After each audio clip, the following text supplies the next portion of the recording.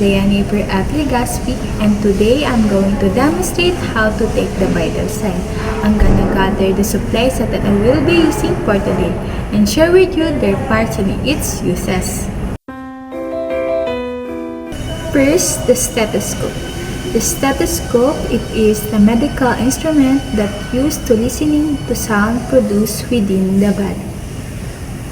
The parts of stethoscope include earpiece, air tube, headset, tubing, stem, bell, diaphragm, and chest piece. The second instrument is sphygmomanometer.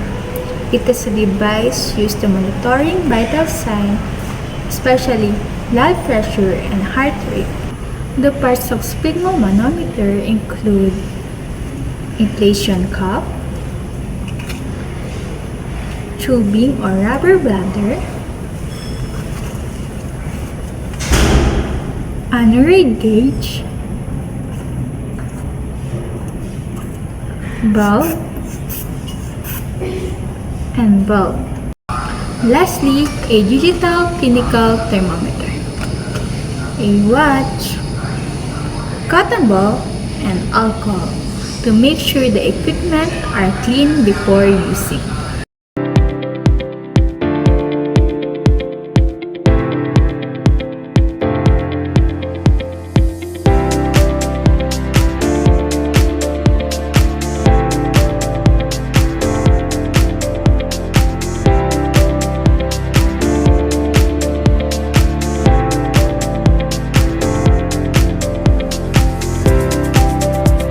Good evening, ma'am. I'm Diane Per Legaspi, and I'll be your student nurse for today.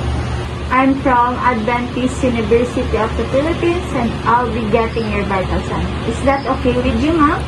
Yes. I'll be getting your body temperature, pulse rate, respiratory rate, and blood pressure. Before I proceed, ma'am, I would like to ask you, are you comfortable right now? Yes po. I would like to know your name, ma'am. I'm Shane Sanatida.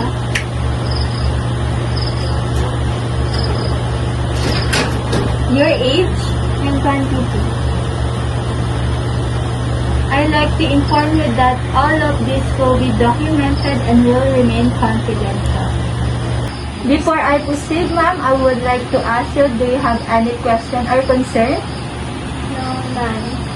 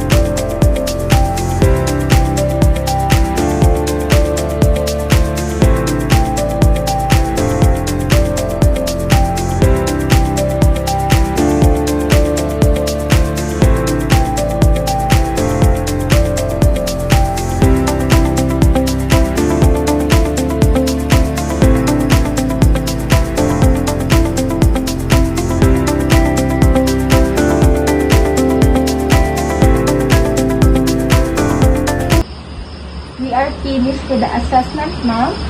And now I'll be stating the findings that I have gathered. Your body temperature is 36.8. Pulse rate is 65 beats per minute. Respiration rate is 18. And blood pressure is 100/70. Overall, ma'am, your vital signs are normal, which is good. Thank you for your time, ma'am.